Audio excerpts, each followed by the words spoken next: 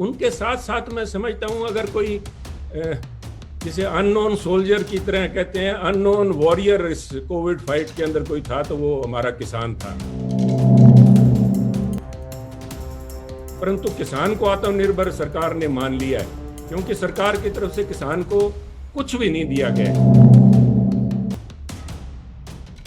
मैं नहीं मानता कि माननीय प्रधानमंत्री के दिल में कोई रोष रहा होगा किसान के प्रति, परंतु उन्होंने मन में ठान लिया कि किसान को कितना है उसको पीसे जाओ, कितना है उसको निचोड़े जाओ, वो फसल पैदा करके सारी देश का पेट भरेगा। साथियों, मैं इतना ही कहना चाहूंगा कि बहुत शोर सुनते थे पहलू में दिल का, चीरा तो कतरा है खून ना निकला।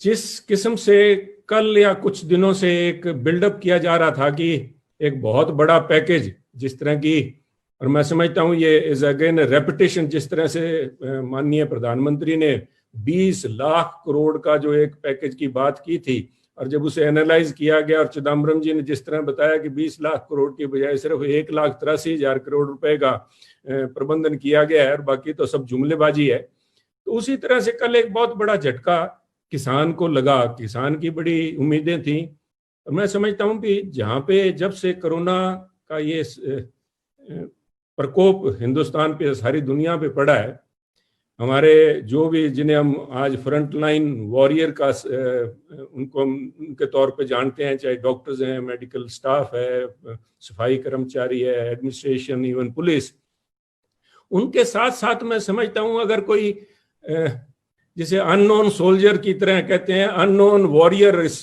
कोविड फाइट के अंदर कोई था तो वो हमारा किसान था। उसकी किसी ने संज्ञान नहीं लिया, किसी ने उसको, उसके लिए कोई फ्लाई पास्ट नहीं किया गया, किसी ने उसके लिए बर्तन नहीं खड़काए, किसी ने हमारे किसान के लिए मोमबत्ती या मोबाइल की टॉर्च भी नहीं जलाई। पर उसके बावजूद किसान ने करीबन 1 महीना तक घर के अंदर बंद रहने के बाद भी आके फसल जो थी, कणक की जो फसल थी, एक बड़ी बम्पर क्रॉप अब की बार देखने में आई। और मैं समझता हूँ our salute, I think not only from Congress party but entire nation salutes him. सब अपने दिल के अंदर उसको, उनकी तारीफ करते हैं, और मैं समझता हूँ इस तारीफ का अगर कोई सही मायने में हकदार है तो वो किसान ही है। परंतु किसान को उसके हाल पे छोड़ दिया गया है। और मैं समझता हूँ अगर आप ध्यान से देखें तो ये माननीय प्रधानमंत्री की नीति के ऊपर चलते हुए, उन्होंने जब फाइनल 32 मिनट का अपना भाषण दिया कुछ दिन पहले, तो उसमें सबसे बड़ा उनका एम्फेसिस था that any adversity can be converted into an opportunity. ये उनका मेन थीम था जो सुन के उन्होंने बार बार उसको दोहराया, और उसमें आत्मनिर्भरता की बात की।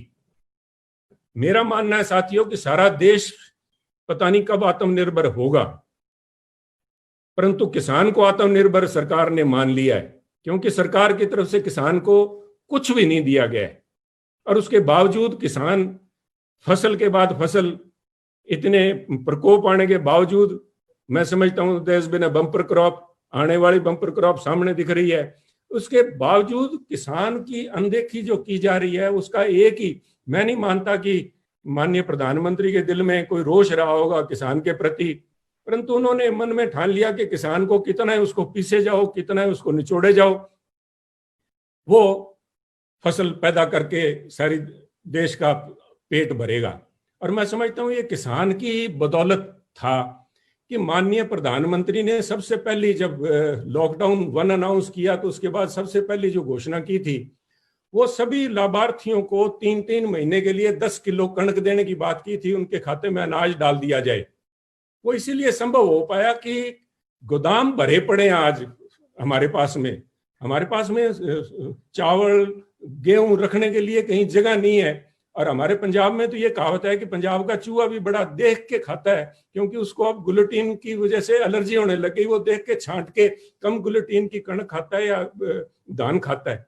उसके इन हालातों में ये जो कल एक नाम मात्र की इन्होंने बढ़ोतरी की है, उसमें सबसे पहले एक टेक्निकल बात मैं आपसे साझी करना चाहूंगा साथियों।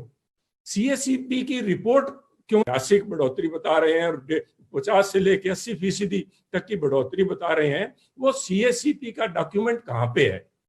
ये सवाल इसलिए पैदा होता है साथियों क्योंकि हम भूल ना जाएं कि माननीय प्रधानमंत्री ने किसान की आमदन दुगनी करने की बात की थी।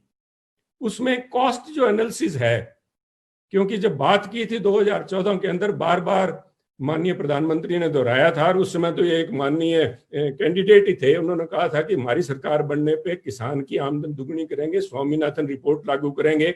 और स्वामीनाथन रिपोर्ट की जो C2 जो बेसिस था, उसको जानना चाहते हैं कि क्या CACP ने कौन सी कॉस्ट को मान के देश, जिसके लिए प्रधानमंत्री ने बाद में सुप्रीम कोर्ट में एफिडेविट दिया, और जब जाके लोकसभा के अंदर उन्होंने बयान दिया कि C2 की बजाय A2+FL माना जाएगा। आप भली भांति परिचित हैं A2 और FL फैमिली लेबर को क्या मान रहे हैं, और C2 के अंदर जहाँ पे किसान की जो कॉस्ट है उसके ऊपर उसका जो रेंट है वो भी माना जाता है। इन सारी बातों को पब्लिक डोमेन में लेके आया जाता तो मैं समझता हूं एक सार्थक उसके ऊपर चर्चा की जा सकती थी।